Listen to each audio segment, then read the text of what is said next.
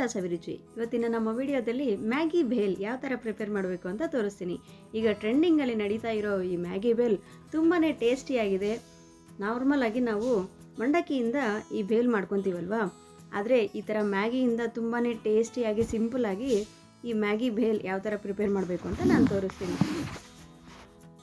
ಮಕ್ಕಳು ಯಾವಾಗಾದರೂ ಹಸಿವು ಅಂತ ಕೇಳಿದಾಗೆ ಪಟ್ ಅಂತ ಈ ಥರ ಮ್ಯಾಗಿ ಭೇಲ್ ಮಾಡಿಕೊಡಿ, ತುಂಬಾ ಇಷ್ಟಪಡ್ತಾರೆ. ಯಾವಾಗಾದರೂ ಈವ್ನಿಂಗ್ ಟೈಮ್ ಸ್ನ್ಯಾಕ್ಸಿಗೆ ಟೀ ಜೊತೆಗೆ ಈ ಥರ ಮ್ಯಾಗಿ ಭೇಲ್ ಮಾಡ್ಕೊಂಡು ತಿಂತಾ ಇದ್ದರೆ ಬಾಯಿಗೆ ರುಚಿ, ಹೊಟ್ಟೆಗೆ ಖುಷಿ, ಹಾಗೆ ಮನಸ್ಸಿಗೂ ಖುಷಿ ಅಲ್ವಾ? ಸೊ ವಿಡಿಯೋ ನೋಡೋಕ್ಕಿಂತ ಮುಂಚೆ ನೀವೇನು ನನ್ನ ಚಾನಲ್ ಸಬ್ಸ್ಕ್ರೈಬ್ ಮಾಡ್ಕೊಂಡಿಲ್ಲ ಅಂದರೆ ಬೇಗ ಸಬ್ಸ್ಕ್ರೈಬ್ ಮಾಡಿಕೊಂಡು ಬೆಲ್ ಐಕನ್ನ ಕ್ಲಿಕ್ ಮಾಡ್ಕೊಳ್ಳಿ. ನಾನು ಹಾಕೋ ಎಲ್ಲ ವೀಡಿಯೋಸು ನಿಮಗೆ ಫಸ್ಟ್ ನೋಟಿಫಿಕೇಷನ್ ಬರುತ್ತೆ.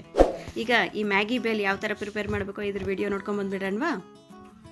ಫಸ್ಟ್ಗೆ ಈ ಮ್ಯಾಗಿ ಭೇಲ್ಗೋಸ್ಕರ ನಾನು 2 ಮ್ಯಾಗಿ ಪ್ಯಾಕೆಟ್ಸ್ನ ತೊಗೊಂಡಿದ್ದೀನಿ. ಈ ಮ್ಯಾಗಿನ ನಾವೆಲ್ಲ ಪೀಸಸ್ ಮಾಡ್ಕೋಬೇಕು. ತುಂಬ ಸಣ್ಣ ಸಣ್ಣ ಪೀಸಸ್ ಆಗಿ ಕ್ರಷ್ ಮಾಡ್ಕೊಂಡು ತೊಗೋಬೇಕು. ಮಾಮೂಲಾಗಿ ನಾವು ಮ್ಯಾಗಿ ಮಾಡಿಕೊಂಡ್ರೆ ಉದ್ದುದ್ದ ಇದ್ದರೆ ಚೆನ್ನಾಗಿರುತ್ತೆ, ಆದರೆ ಈ ಭೇಲಿಗೆ ಮಾತ್ರ ಈ ಥರ ಕ್ರಷ್ ಮಾಡಿಕೊಂಡು ಚಿಕ್ಕ ಚಿಕ್ಕದಾಗಿ ಪೀಸಸ್ ಮಾಡ್ಕೋಬೇಕು. ನಮ್ಗೆ ಎಷ್ಟು ಸಾಧ್ಯನೋ ಅಷ್ಟು ಇದನ್ನೆಲ್ಲ ಚೆನ್ನಾಗಿ ಕ್ರಷ್ ಮಾಡಿಕೊಂಡು ಪೀಸಸ್ ಮಾಡ್ಕೋಬೇಕು. ನೋಡಿ, ಈ ಥರ ಉದ್ದುದ್ದ ಇದ್ದರೆ ಚೆನ್ನಾಗಿರಲ್ಲ, ಪೀಸಸ್ ಮಾಡಿಕೊಂಡ್ರೆ ತಿನ್ನಲಿಕ್ಕೆ ಚೆನ್ನಾಗಿರುತ್ತೆ. ನೋಡಿ, ಈ ಥರ ಎಲ್ಲದೂ ಕ್ರಷ್ ಮಾಡಿಕೊಂಡು ಇಷ್ಟು ಪೀಸಸ್ ಆಗಿ ಮಾಡಿ ರೆಡಿ ಇಟ್ಕೊಂಡಿದ್ದೀನಿ. ಇದನ್ನು ಈಗ ಸ್ಟವ್ ಮೇಲೆ ಒಂದು ಪ್ಯಾನ್ ಇಟ್ಕೊಂಡು ಅದರಲ್ಲಿ 1 ಸ್ಪೂನಷ್ಟು ಬೆಣ್ಣೆ ತೊಗೊತಿದ್ದೀನಿ.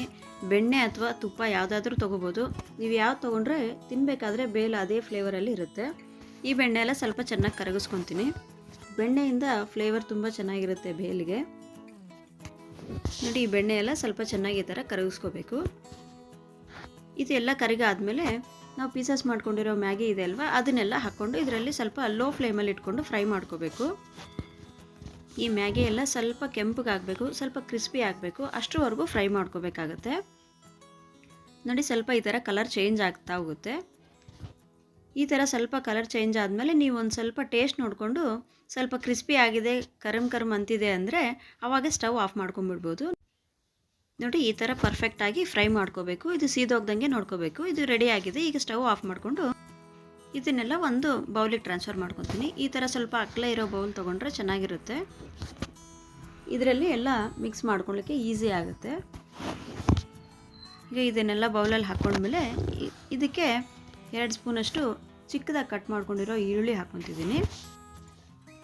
ಹಾಗೆ ಚಿಕ್ಕದಾಗಿ ಕಟ್ ಮಾಡ್ಕೊಂಡಿರೋ ಟೊಮ್ಯಾಟೊ ಒಂದು 2 ಸ್ಪೂನಷ್ಟು ಹಾಕ್ಕೊತಿದ್ದೀನಿ.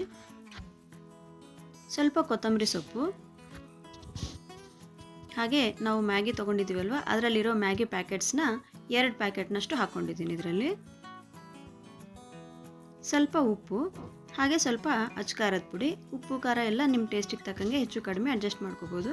1-2 ಸ್ಪೂನಷ್ಟು ರೆಡ್ ಚಿಲ್ಲಿ ಸಾಸ್ ಹಾಕ್ಕೊತಿದ್ದೀನಿ. ಈಗ ಇದನ್ನೆಲ್ಲ ಕಂಪ್ಲೀಟಾಗಿ ಮಿಕ್ಸ್ ಮಾಡ್ಕೋಬೇಕು.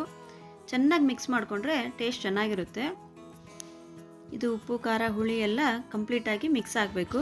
ಬೇಕಾದರೆ ಒಂದು ಅರ್ಧ ನಿಂಬೆಹಣ್ಣಿನ ರಸನೂ ಇದರಲ್ಲಿ ಹಾಕೋಬೋದು. ಮ್ಯಾಗಿ ಮಸಾಲದಲ್ಲಿ ಎಲ್ಲ ಇರುತ್ತಲ್ವ, ಹಾಗಾಗಿ ನಾನು ಎಲ್ಲದನ್ನು ಸ್ವಲ್ಪ ಕಡಿಮೆನೇ ಹಾಕಿದ್ದೀನಿ. ನೋಡಿ, ಕಂಪ್ಲೀಟಾಗಿ ಈ ಥರ ಮಿಕ್ಸ್ ಮಾಡ್ಕೋಬೇಕು. ಇದು ಮಿಕ್ಸ್ ಮಾಡ್ಕೊಂಡ್ಮೇಲೆ ಇಮ್ಮಿಡಿಯೇಟಾಗಿ ಸರ್ವ್ ಮಾಡಿಕೊಂಡು ತಿಂದುಬಿಡಬೇಕು, ಇಲ್ಲ ಅಂದರೆ ಮೆತ್ತಗಾಗೋಗುತ್ತೆ. ನಮಗೆ ಈ ಥರ ತಿಂದರೆ ಕ್ರಿಸ್ಪಿ ಆಗಿರುತ್ತೆ.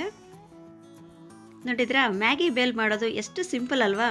ನೀವು ಖಂಡಿತ ನಿಮ್ಮ ಮನೇಲಿ ಈ ಥರ ಟ್ರೈ ಮಾಡಿಬಿಟ್ಟು ನಿಮ್ಗೆ ಯಾವ ಥರ ಬಂದಿದೆ ಅಂತ ನನಗೆ ಕಮೆಂಟಲ್ಲಿ ತಿಳಿಸಿ.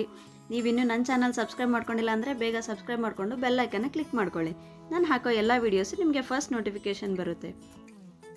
ಆಗ ನೀವು ಯಾವ ವಿಡಿಯೋನೂ ಮಿಸ್ ಮಾಡ್ಕೊಳ್ದೆ ವಾಚ್ ಮಾಡ್ಬೋದು. ನಮ್ಮ ಚಾನಲಲ್ಲಿ ಮತ್ತಷ್ಟು ಸ್ನ್ಯಾಕ್ಸ್ ರೆಸಿಪಿ ಇದೆ, ತುಂಬಾ ವೆರೈಟಿ ರೆಸಿಪೀಸ್ ಇದೆ. ಖಂಡಿತ ನೀವು ಒಂದ್ಸರಿ ವಾಚ್ ಮಾಡಿ, ಲೈಕ್ ಮಾಡಿ, ಶೇರ್ ಮಾಡಿ. ನೀವಿನ್ನೂ ಚಾನಲ್ ಸಬ್ಸ್ಕ್ರೈಬ್ ಮಾಡ್ಕೊಂಡಿಲ್ಲ ಅಂದರೆ ಬೇಗ ಸಬ್ಸ್ಕ್ರೈಬ್ ಮಾಡ್ಕೊಳ್ಳಿ. ಮತ್ತಷ್ಟು ಒಳ್ಳೊಳ್ಳೆ ರೆಸಿಪಿಗಳೊಂದಿಗೆ ಮತ್ತೆ ಭೇಟಿಯಾಗೋಣ. Thanks for watching.